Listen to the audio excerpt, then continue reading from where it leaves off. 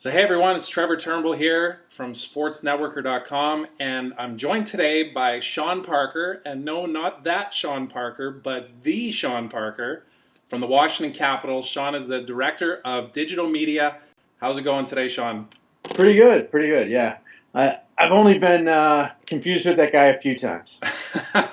Well, I pulled that directly from Twitter because I've actually seen people use the hashtag before, not that Sean Parker, but Yeah, I would there's a few imagine, of us out there. no doubt, I would imagine fairly common name, right?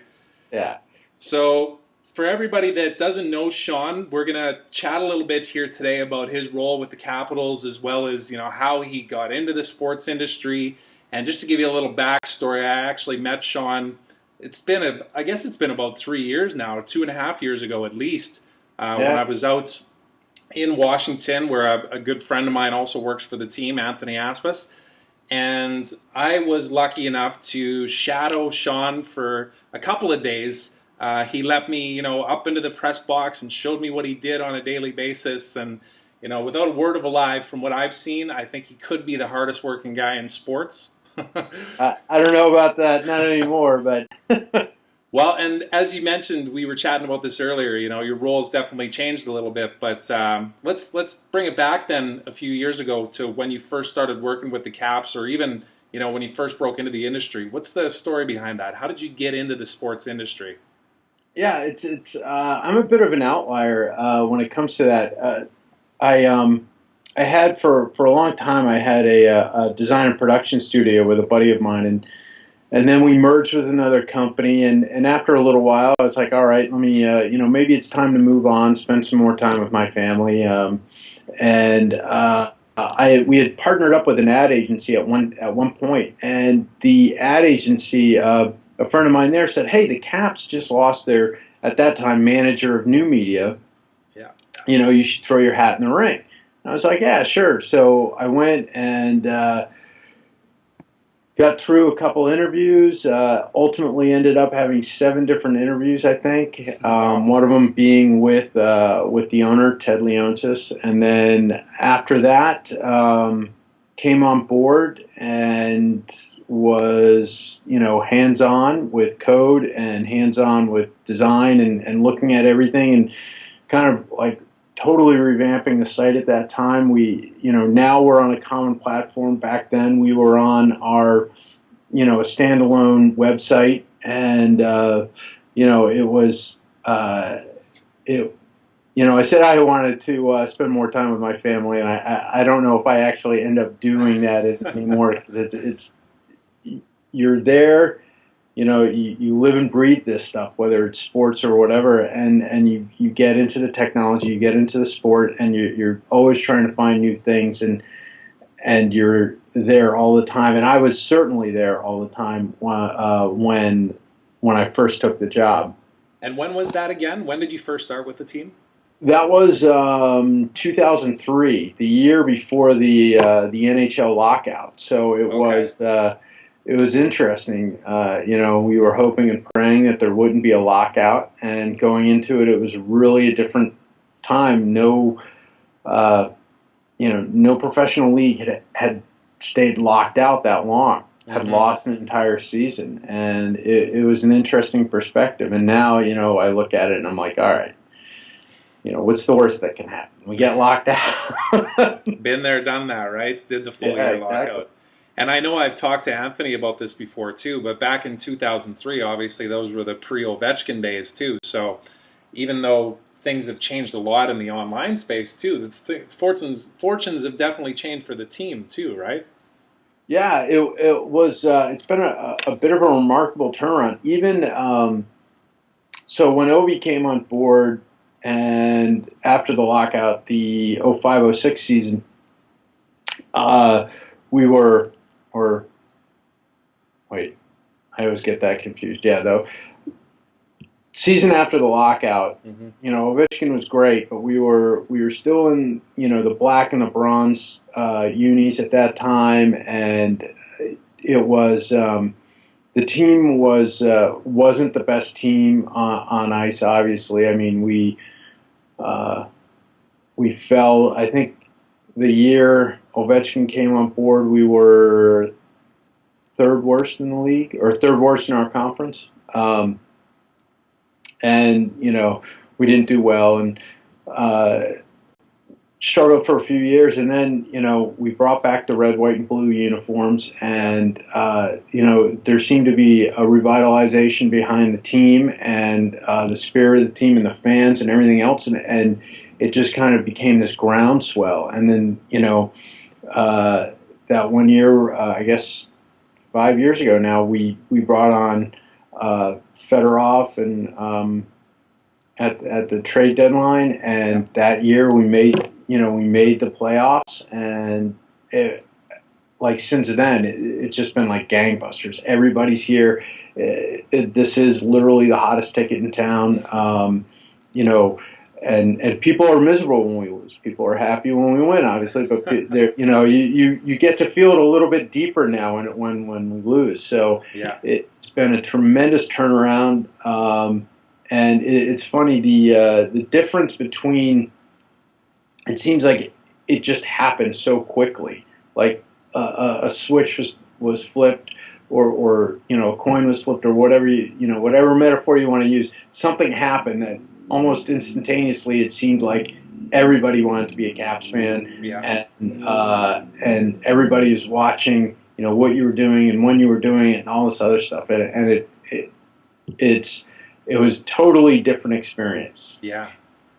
Well, I've seen the passion around the team firsthand in being out there, and living in Vancouver, I obviously fully understand the idea of the passionate fan. We were talking about the riots and stuff last year that hopefully don't get repeated this year in Vancouver, but no, I did see that firsthand in Washington, and there's no doubt that Ovechkin had a part to play in it. The success of the team had a part to play in it.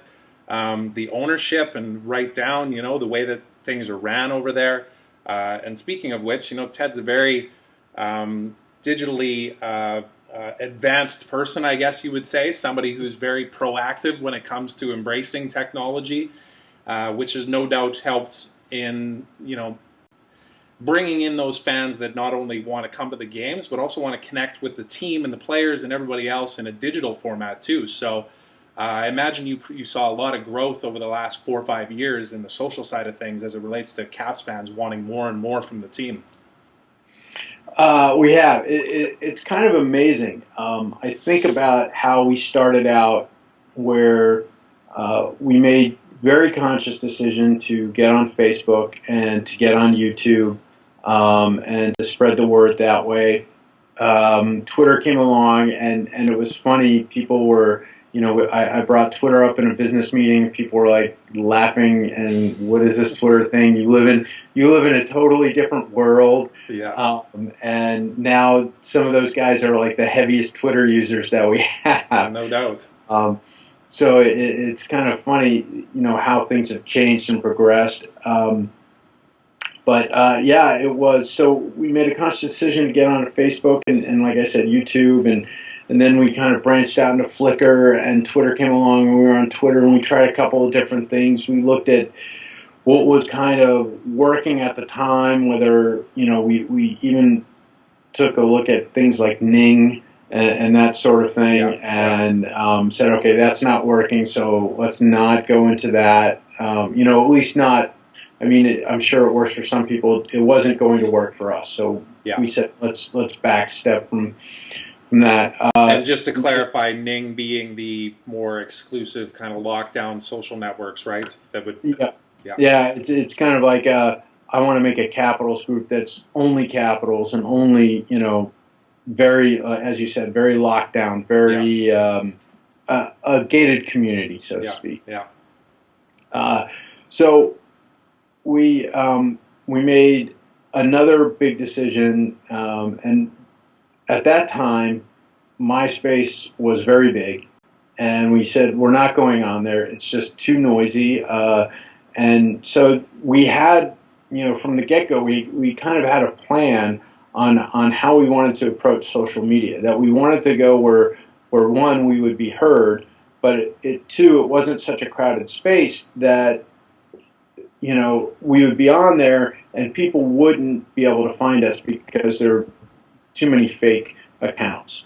So on Facebook at that time, it just opened up. There was no fan pages. We actually created a person named Washington, last name capitals, and Right. we since then we've obviously converted to fan pages. But Well, and you at guys that had a. Did you guys have a group at one point as well, or were they just fan created groups on Facebook? fan created groups, Okay. we never really had like our. Well, I take that back. We had a couple of groups based around one of our podcast, Capitals Report. Yeah. But we didn't really have like a Washington Capitals group that we had created. So we had that, and then we went into the fan page stuff and Twitter, and our Twitter accounts exploded. I think we now have 9 official accounts, and we might contract a few of those, and combine a few, depending on how fans are responding to them. We've tried, definitely tried different things with that, and you're right that fans do want. They want it all. They want as much information, as much accessibility, as much interaction with the team as you can give them. Yeah. And Ted being the owner that he is, and being really, he still gets email from lots and lots of fans. Email isn't dead. Just look at his inbox. Yeah. And it's we're always outreaching or reaching out to fans and trying to find new ways of doing it. And he's very accessible, and so that whole philosophy and mentality of community and accessibility has it has gone down through the ranks, and everybody here, we all look at it as we are accessible to the fans. Yeah. So, Sean, I just tracked down on your website here the social area. I think it's in fan zones, social networks, and in there you guys have it listed out. All your fan pages, your Twitter accounts. You have game night hashtags, so you're actually telling your fans what hashtags to use during games. Yep. And just looking at the Twitter list here, then what's the how do you guys approach this? Because I see you have an account for the media. You have a Caps Slapshot. Slapshot is the team mascot, correct? Correct. Okay. Yes. And then there's a youth hockey one, and there's a tickets one. So do you have different people within different departments on the team actually managing these accounts as well? Yeah, we have stakeholders from those particular departments. So for Caps tickets it's one of the guys that works in our ticketing and sales department, and he tweets out deals and specials that we have, and he mainly works with that account. Caps Media was originally set up to give media information from our media relations department specifically to members of the media. Okay. And so it really is, that account ends up being really more about stories and ideas and that sort of thing, and not necessarily communicating with the day-to-day fan, but more the media-centric personality. So then obviously our main account we approach as wanting to engage our fans and give our fans as much information as possible, whether it's linking back to stories or videos, or just trying to start a conversation or a contest with them. So each individual, like the Scarlet Caps, our women's initiative, they have their own Twitter account, and the stakeholders there, they tweet out what they want to do, or they tweet out things that show up on the Scarlet Caps site, or what's happening at the club and that sort of thing, so that we have those people involved with social media. So it's not just one person. It is one message, but it's not one voice. Yeah. So there's obviously, and I'm just looking at the hashtags page here right now, and I see a lot of educating. We like to share. We like to hear what people have to say. You kind of educate them on what a hashtag is even. I imagine I imagine there's a lot of that internal too, where you guys are, if you have 7 to 10 people that are managing accounts on behalf of the team, of course you want to have them have an independent voice, but at the same time, kind of know the messaging and the way that you want to deliver your message and what's acceptable, what's not acceptable, that type of thing. Do you guys meet internally to talk about that kind of stuff as far as guidelines go? Yep. We're actually starting that soon. There's a few of us that have meet, and they'll ask, oh, well, how do you do this, or why do you do this, or they'll notice that somebody else is doing something, and they'll say, hey, is this okay to do? And that you get that sort of thing. Yeah. So we do meet, not as a group necessarily all the time, but we do meet individually and talk about what's the best way to do this. Excuse me. And we're starting to formalize a lot of things that we haven't formalized in the past. There have been loose rules about, okay, look, don't tweet about a trade if you find out about it before it happens, or don't, those sorts of things. And the funny thing is, like, with players in particular, the NHL has come down and said, okay, you can't do this or can't do that, and they've formalized rules for hockey operations and for players, but not necessarily for communications and marketing departments. It's interesting. Yeah. Yeah. So it is a little interesting, because it was funny. We had a player that was called up from the minors, and everybody knew he was called up from the minors before we released the information, because he tweeted about it. Oh, really? He just landed in New York, joining the Caps, blah blah blah. And so we, it was like, all right, maybe we should just kind of set the guidelines that, no tweeting about call-ups when you just hold back a little. Yeah, it's definitely a fine line, right? You want to be able to still have some control internally over the way that things are communicated, because it is a part of the business still, right? It's a competitive advantage that, as information is power, as they say, right? It is, and it's funny. I was just thinking about how, even 10 years ago, less than that, we were worried about what people would say on camera, or don't say this on camera. Don't let somebody record you saying this, that, or the other. And now, everybody's got a camera phone, everybody's got a Twitter account or a Facebook account, and everything's being posted, and it's a whole new way of approaching media and how you deal with getting your word out there, not only from a positive standpoint of a brand, but how to, for lack of a better term, protect your brand from incidents of life. I mean, when something happens, people are taking a picture nowadays. They're not always, calling the cops or calling emergency services or whatever. Yeah. It's like, oh, let me get a video and put it up on my Twitter. Facebook page. Yeah. Yeah, exactly. So you want to be careful about that, and you do want to retain some control, but it's important to let those people have their individual voice as well. Right. No doubt. Yeah. Yeah. Control alone doesn't work, right? It's impossible to censor everything, right? A lot of times you just have to put faith in people and give them guidelines and hope for the best, and then put your crisis management strategy in place if it's ever needed. Exactly. One of the areas that I've seen that you guys have been very proactive in, I know the Capitals organization as a whole is always, well, and this is a testament to you and being around the team for the last 9 odd years, is that when new technology emerges, that you guys are one of the first ones to always kind of dip your toe in the water and try it out. And Tumblr is not necessarily a brand new platform, but it is. I do find it interesting the way that you guys use this. You actually have somebody on staff that manages the Tumblr account exclusively, right? And they post photos behind the scenes on the road. It's the one thing that I notice about this more than anything is that I see content on here that I don't see in other places.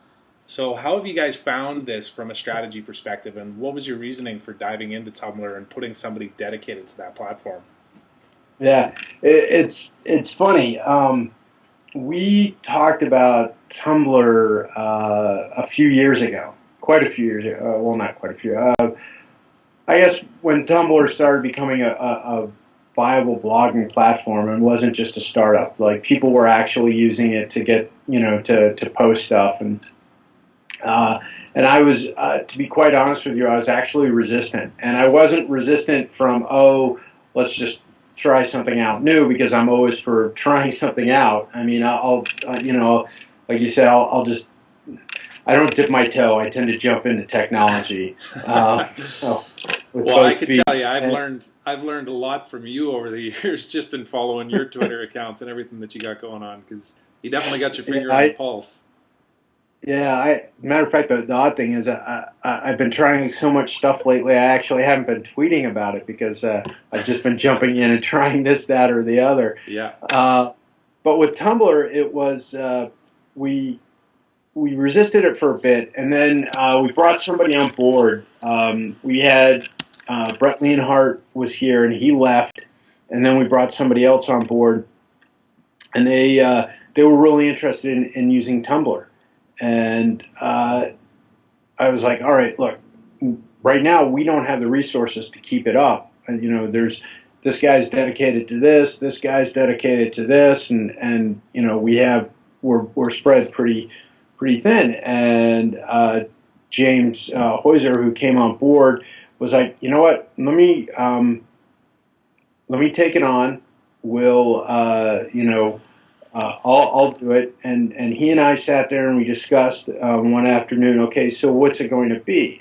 We want content that we're not just posting up on our Facebook page. We want content that we're not just posting on the site.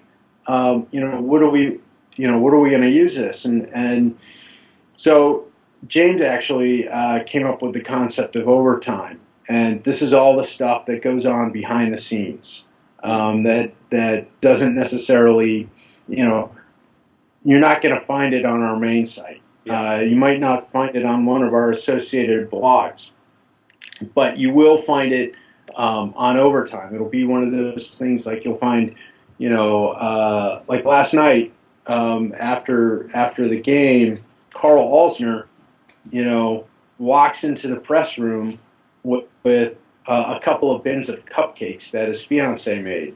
yeah. And so we got a couple pictures of that, and that's the sort of thing that you're gonna find on our Tumblr on Capitals Overtime, and it's those sorts of things, those little bits of life around the hockey team that don't necessarily fit into the other areas that you'll find on there. So that was how we kind of looked at it, and the fact that James can update it from his phone. Mm-hmm. He travels with the team, so he does all the video, so everything he can do it in a relatively quick manner. Yeah, and put it up there. So it's great, and we really like it. But one of the things that we always look at, and this is something that we kind of touched on before we jumped on this call, is how do we approach new social services, new or social outlets, and where we're going with these things, and a lot of times it comes down to, okay, do we simply have the manpower to do it? yeah.